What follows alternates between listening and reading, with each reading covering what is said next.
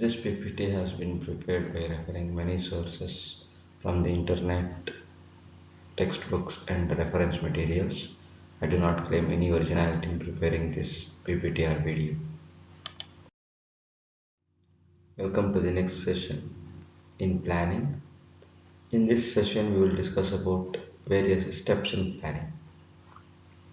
The first step in planning is establishing goals to be achieved. Second step is establishing planning premises. Third step is deciding the planning period. Fourth is finding alternative courses of action. Fifth one is evaluating and selecting a course of action. Sixth one is developing derivative plans. Seventh one is measuring and controlling progress. We will discuss each and every step in detail. First, establishing goals to be achieved. What are these goals to be achieved? First, the goals are set by the top management. The authority lies with the top management and they need to set the goals properly. Objectives can be related to sales, production, growth rate, or even community related activities. Maybe your goal is to achieve a target of say 1000 cars per month. That is your goal. And you have to register a growth rate of say 3% year on year. That is your goal. And for the community related activities, Wipro has a wonderful community related activity. They educate primary school children. Thousands of primary school children are educated every year. They have Azim Premji Foundation exclusively for that. Infosys has an exclusively charity foundation managed by Sudhamurthy Madam. So these are the goals that can be set.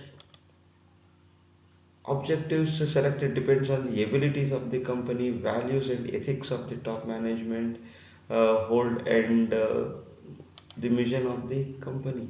So this is if the ability of the company is good, if they can afford it, well, fine, you can manage it. And the ethics of the top managers, that is also very important. That's what I'm telling. Infosys this charity uh, program has helped a lot many people. So that is what is important for any organization. Second step is establishing the planning premises. What do you mean by this planning premises? Premises are the certain assumptions about the future based on which the plan will be formulated. You need to assume something about the future of the company based on which you will establish the planning premises. These include say trends, government regulations, economic conditions, competitive behavior, etc. Who had anticipated this corona situation? If you go back by 6 months, nothing was there in anybody's view. Everyone was very easy, smooth, and wonderful. But all of a sudden, what happened? Because of this corona, and immediately the entire economic conditions collapsed. And this is what is you need to do some assumptions, and you should be ready for such situations. Economic slowdowns all of a sudden will happen, and we should be ready for that. And government regulations will change. If the government changes, the government regulations will change. Yesterday, Japanese Prime Minister Abe resigned, and all of a sudden, the Nikkei, the stock exchange of Japan, collapsed by more than 350 points. Why did that happen? Because people have uh, some aspiration about the current prime minister, and they are unsure about the next prime minister, and all of a sudden they get into one of the stigma, and they just keep on removing the investment. So this is some of the trends, government regulations that will alter the entire thing. and you need to assume all these things. Planning premises can be classified into two. One is the internal and external premises, tangible and intangible premises, controllable and non-controllable premises. First one is the internal and external premises. Internal, the name itself suggests they are within the control of the company. They are, say, sales forecast or policies or the skill of the labor force, capital investment. They are all under the control of the company. So these internal premises can be controlled and well executed. When it comes to external premises, they are not under our control. See, for example, population growth, government policies, business environment, demand for the product, they are not under our control because people's mindset keeps on changing. And how can we exercise our control over there? Political stability, how can we control exercise over there? It is not possible. So internal premises are under our control, and we need to exercise proper measures over there, whereas external premises are not under our control. So we need to make assumptions only to some extent. Next set of premises is tangible and intangible. Tangible, as we have already discussed, it is quantitatively measured like population growth, capital investment, industry demand. These things can be measured, whereas intangible premises like political stability, sociological factors, attitudes, philosophy, behavior of the owners, these things cannot be predicted. So, I mean to say measure. So, what can be measured can be predicted in a better way. What cannot be measured cannot be predicted in a easily. The third set is the controllable and non-controllable premises. Which are the controllable premises? See, resources, behavior, attitude of the company owners, advertising policies. Okay, these things we can control. We can have our own policy. We can mind our behavior. We can provide the available required resources.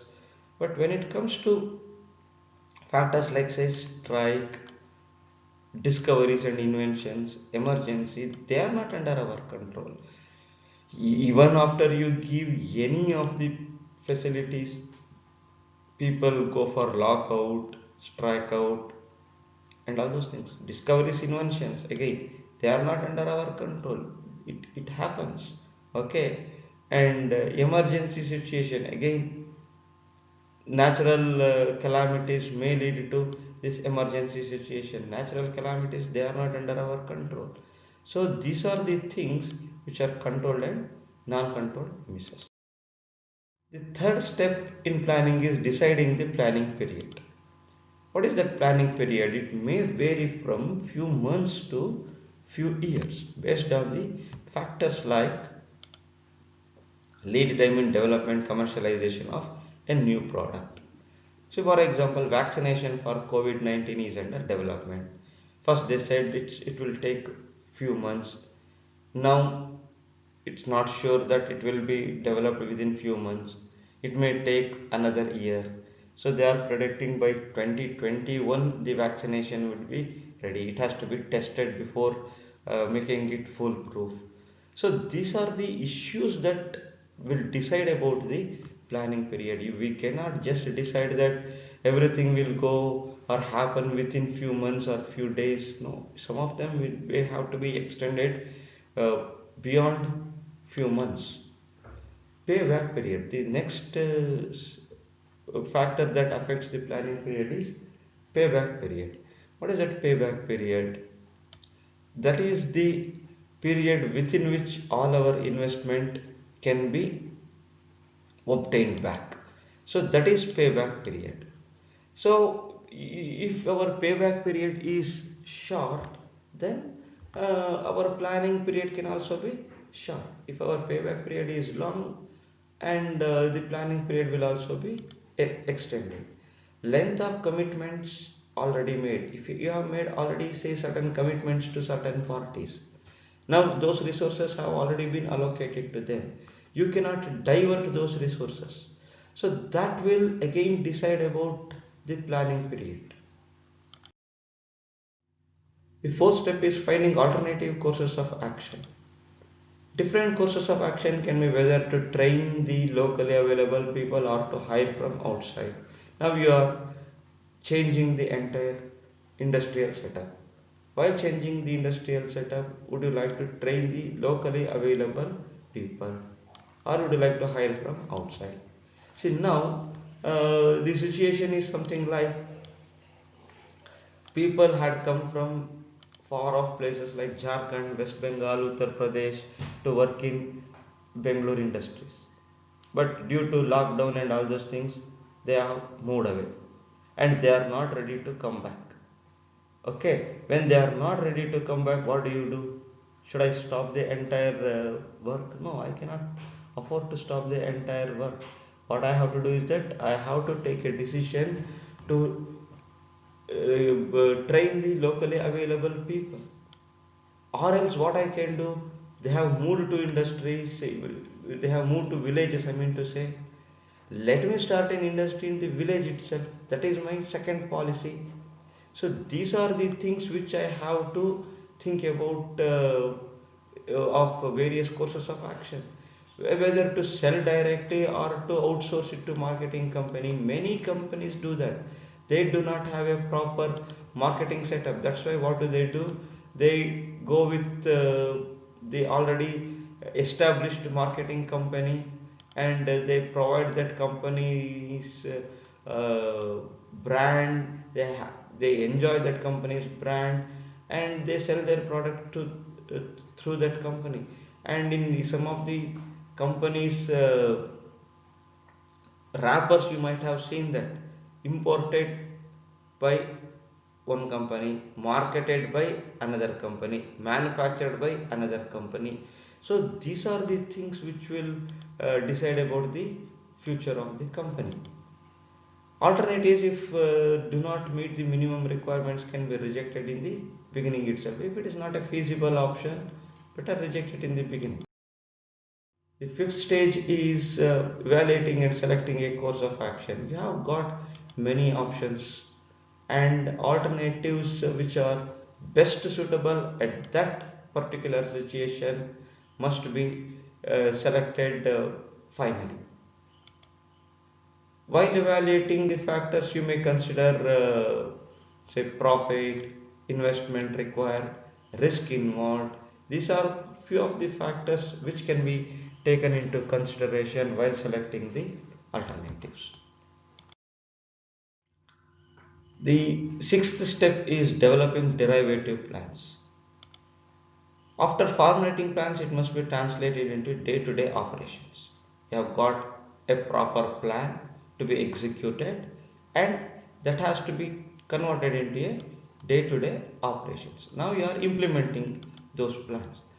Middle and low level managers will prepare these derivative plans and to realize the goals set by the top managers. Okay, so, as we had already discussed in levels of management, the top management is responsible for preparing the policies, plans, and lower and middle level managers are responsible for implementation of these plans. The seventh stage is measuring and controlling progress. What are these measuring and controlling progress? This is the most critical part of the plan as the effort spent in the previous stages can be proved highly worth or worthless if the progress is not monitored properly. This is a folly. Most of the companies falter at this stage. They feel that yes, everything has been done properly. There is no need to monitor. But can this really happen? You have selected the best seed, you have tested the soil properly, you have administered all the fertilizers properly, you have the proper measures to uh, put water to the plants and agricultural plants. And if you sit back and sleep, can you really reap the harvest? there may not be. Reason, weeds may develop. There may be some diseases may start occurring to these agricultural plants. You need to have a continuous watch on the progress. If you do not watch them properly, then all your efforts, what you had put earlier, may become useless. It is required to take a remedial actions or to change the plan itself if required to meet the changed situation. Who had anticipated this COVID-19 situation? No one. But we have to make the required changes and take the remedial actions. Now we will discuss about the objectives. What are these objectives? They are the goals or the aims which the management wishes the organization to achieve. It's pinpointed and hitting the target. What are the characteristics of objectives? Objectives are multiple in number, they are not single. Okay, they are multiple in number. Objectives can be both tangible and intangible. Objectives have a priority. This is very, very important. What do you mean by priority? You cannot have same objective, same level of objective.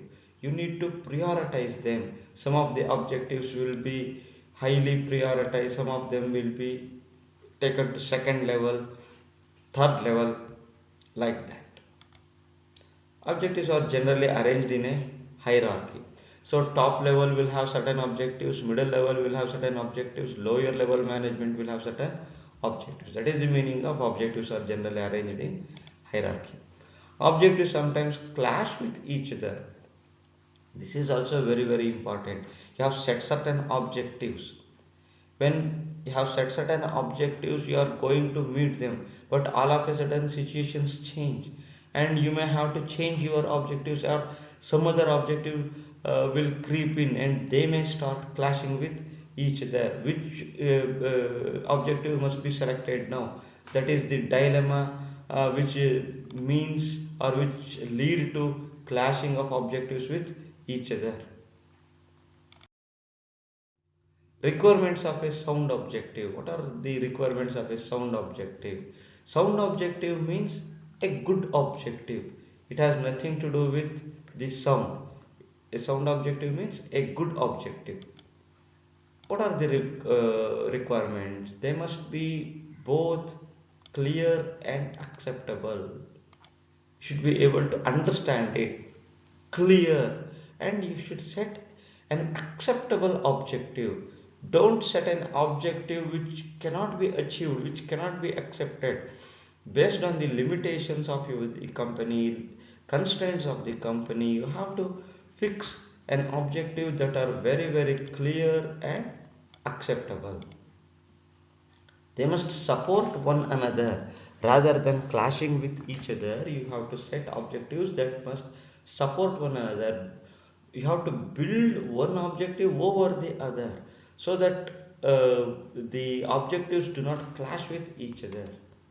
Objective must be precise and measurable, and don't give a very vague, ambiguous objectives which cannot be measured and it becomes intangible. So if you have and if you set an objective that is precise and measurable, it is always better. This should always be a valid. Let us discuss about advantages of objectives. It provides a basis for planning. Planning can be very clear and foolproof if you have a clear cut objective, measurable objective, a precise objective. The next advantage is it eliminates haphazard action. There is no ambiguity in your action. When you have a very clear cut plan, the course of action is also very, very smooth. It avoids vague and haphazard actions. It provides a basis for control. You can exercise your control on the entire thing in an easier way when everyone knows about the objective. When you have a better control, obviously you can exercise control in the management. You will have a better management. And when you have a better management system, obviously it reduces conflict. See, one to one there is a relationship. When you have reduced conflict, that is obviously better coordination. So they are all linked to each other. If you have a basis for control, and that helps in better management, that helps in reduction of the conflict, and that helps in better coordination. These are all the advantages of objectives.